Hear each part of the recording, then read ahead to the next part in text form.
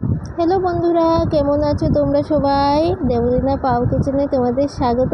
আজকে আমি একটা অন্যরকম ভিডিও নিয়ে এসেছি, বলতে পারো ছোটো মোটো একটা মিনি ব্লগ।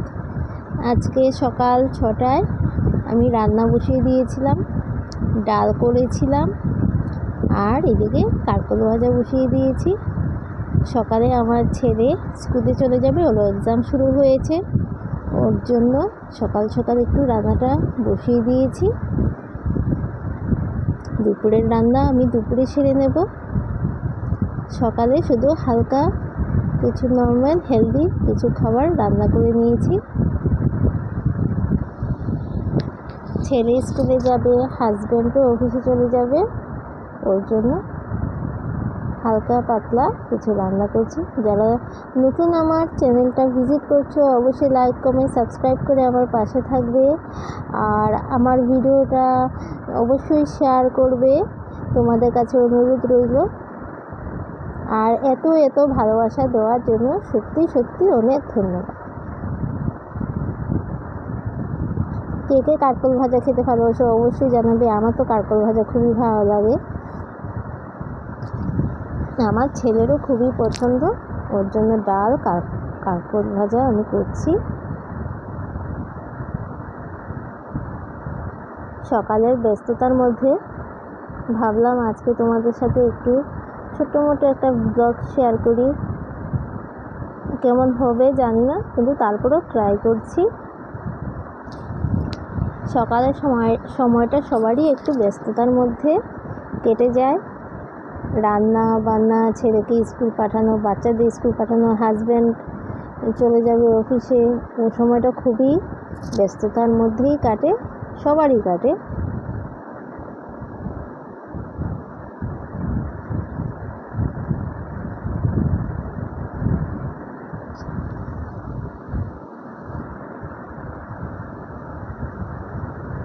তোমরা কে কোথা থেকে আমার ভিডিওটা দেখছো অবশ্যই জানাবে,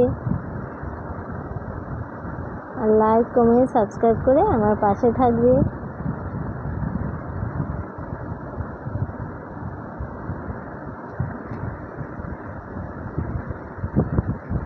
আর এদিকে ওয়েদারটাও খারাপ বলতে গেলে, এখন হলে মেঘলা করছে, তখন হলে রোদ, এই চলছে। এসবের মধ্যে সবারই শরীর খারাপ হচ্ছে, সিজনের চেঞ্জ হয়ে যাচ্ছে বারবার, একবার হলে রৌদ্র দিচ্ছে, একবার হলে বৃষ্টি দিচ্ছে। বাচ্চাদের তো শরীর প্রচণ্ড খারাপ করে, বয়স্কদেরও করে।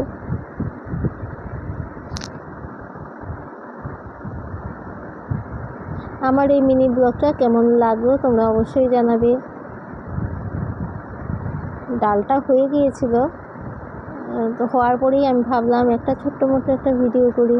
এই দেখো আমার কারকল ভাজা হয়ে গেছে, আমি নামিয়ে নেব।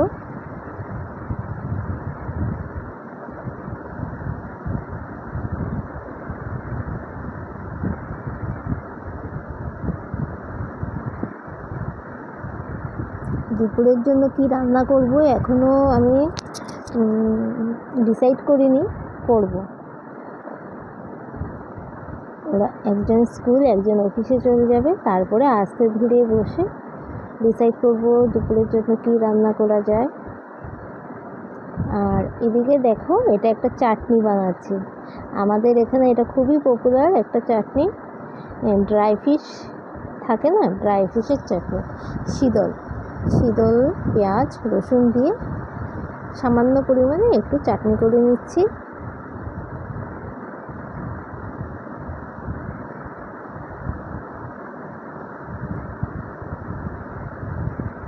এই চাটনিটা খেতে খুবই ভালো লাগে, শীতল চাটনি। অনেকে খায়, আবার অনেকে খায় না।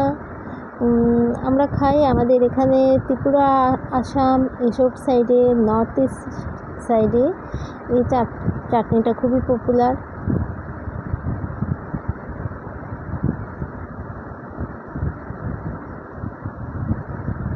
একদিন আমি এটার রেসিপি শেয়ার করব। একটা রেসিপি আছে, শীতল দিয়ে করেছিলাম, আলু দিয়ে শীতল দিয়ে রেসিপিটা, এটা আছে একটা রেসিপি। এটা শুধু শীতল দিয়ে চাটনি করছি, দুটোটা খেতেই খুবই ভালো লাগে, দুটোর স্বাদ দু রকমেরই হয়, কিন্তু খেতে দারুণ লাগে, অসাধারণ লাগে। এরকম একটা চাটনি হলে মানে তোমার আর কিছু প্রয়োজনই, মানে এই এক চাটনি দিয়েই তুমি খেয়ে নিতে পারবে।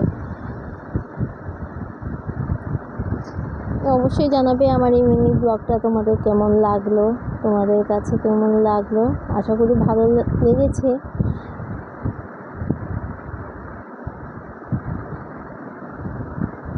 লং ভিডিও খুব একটা আমার দিয়েও হয়ে ওঠে না, কিন্তু এখন থেকে চেষ্টা করবো একদিন অন্তর অন্তর একটা লং ভিডিও দেওয়া। হয়তো এরকমভাবে একটা ব্লগ করব, বা একটা রান্নার রেসিপি একটা শেয়ার করব। অবশ্যই তোমরা আমার পাশে থাকবে। আমার 1 বছরের জার্নিতে তোমরা অবশ্যই আমার পাশে ছিলে, সেই জন্য অনেক অনেক ধন্যবাদ। নাহলে এত দূর পর্যন্ত এগোনো আমার পক্ষে সম্ভব হতো না।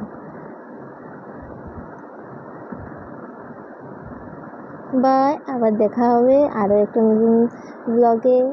টাটা।